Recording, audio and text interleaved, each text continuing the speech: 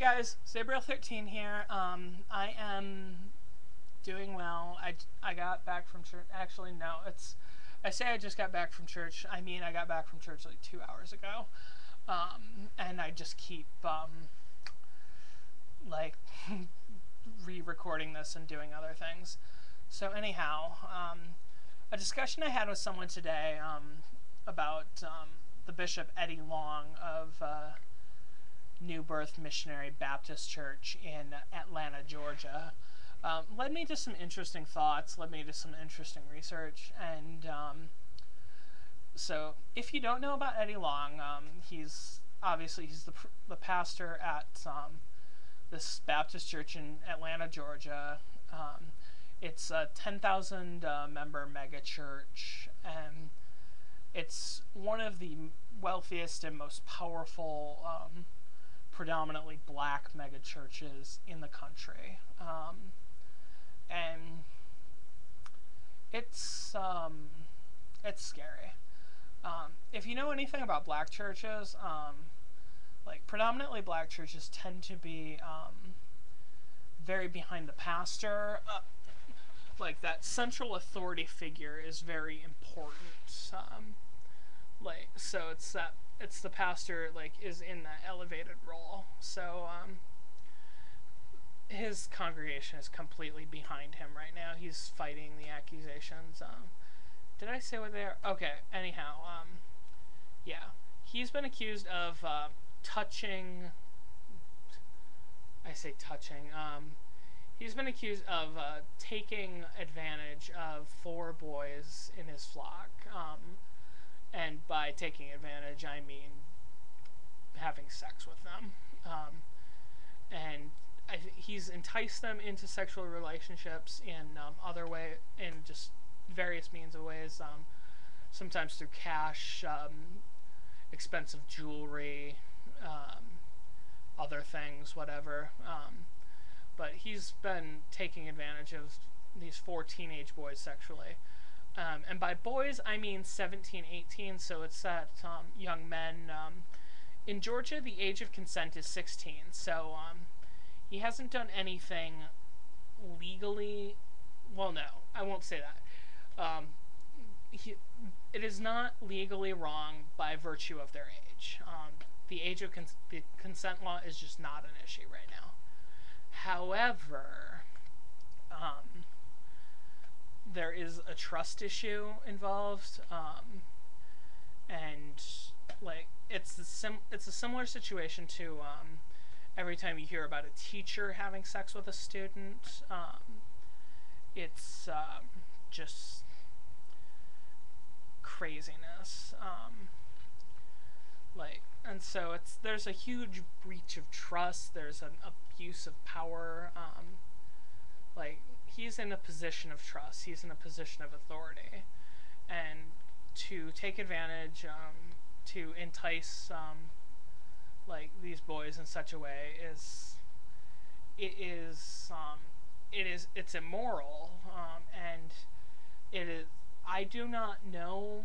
I cannot say for sure whether it is illegal, but it is ethically questionable, and if it is proven that this has happened,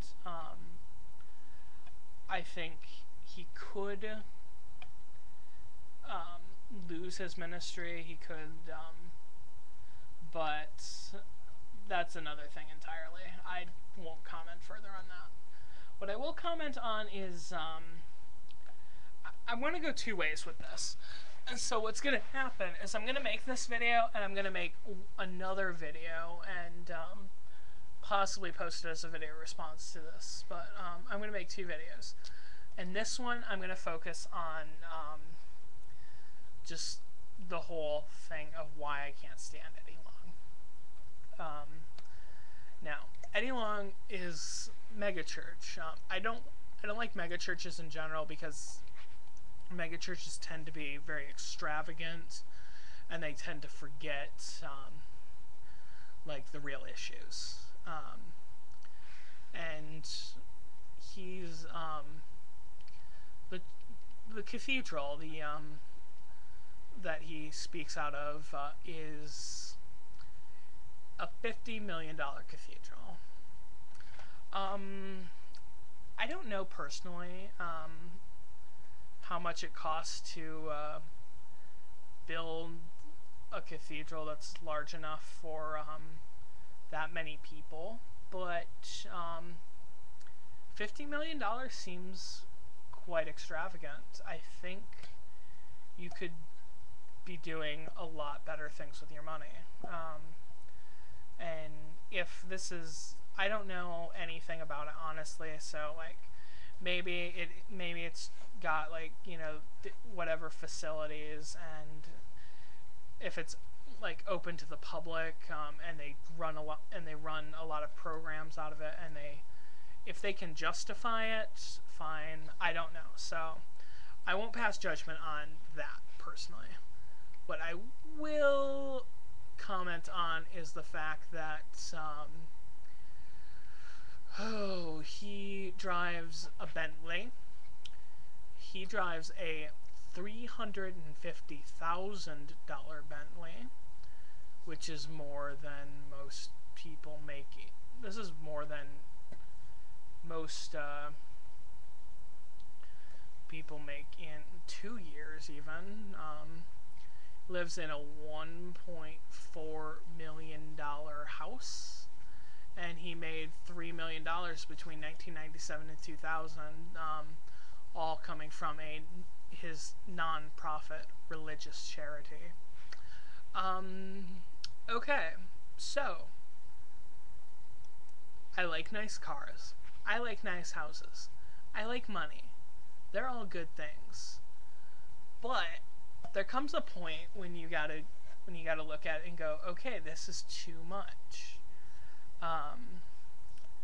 So you look at his Bentley, and you go, a preacher driving a Bentley is ridiculous. It's $350,000 is too much to pay for a car. Like, if he, even if he bought a $100,000 car, which is still kind of insane. Like, it's kind of insane for a person to drive like such a nice car. Like, you don't need to have a car that that expensive. Like, but even at $100,000, like, there's $250,000 that he could be using, like, to help the poor in his community, to you know, I don't even like to help like a hospital, to like do more non-profit philanthropy, to help to sponsor missionaries, to preach in the 1040 window, which is another issue that I may or may not talk about later. Like, but this is still an insane amount of money that could be doing an insane amount of good things in an insane amount of places. Like, and then his house, like $1.4 million, like 9-bedroom home. Like, okay, if he's got a wife and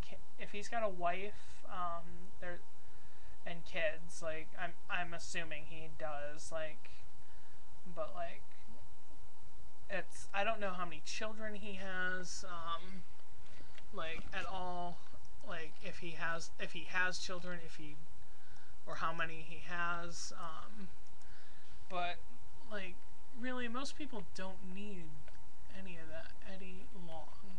Okay. I grew up in a family with 8. There were 6 kids, 3 bedrooms. So there was 2 people. We had a 4-bedroom house. So there was 2 people to a room. And okay, here we go. He is married and has 4 children. So that's 9 bedrooms. So he and his wife, I assume, would have a bedroom, and each of his children could have 2 bedrooms. Right. Okay, so that's, if you wanted to be generous, there's, you know, the master bedroom with him and his wife, each of the kids would have a bedroom, and then there's 4 guest rooms. And, you know, how often would they be used? How often does anyone use their guest room? Half the time. But there comes a point where it's just like, you know, so he's living well beyond, he's living extremely well. He's a fabulously wealthy man. And there will be fabulously wealthy people. I don't think that's a good thing. I don't think that's right personally, but I think it's going to happen. And I don't think it's specifically wrong for people to be wealthy. I think, but I think that if you're a Christian, you have a moral obligation to use you have a moral obligation to use your wealth in a socially responsible manner. You have an obligation to take care of the poor and the sick and the hungry in your community, and I don't see this happening. I don't know what he's doing personally. I don't know anything about that, but if he has the money to pay for the luxuries that he enjoys, I don't think he's using his money in a godly way. I do not believe that he is living the Christian life in respect to the Christian call to stewardship.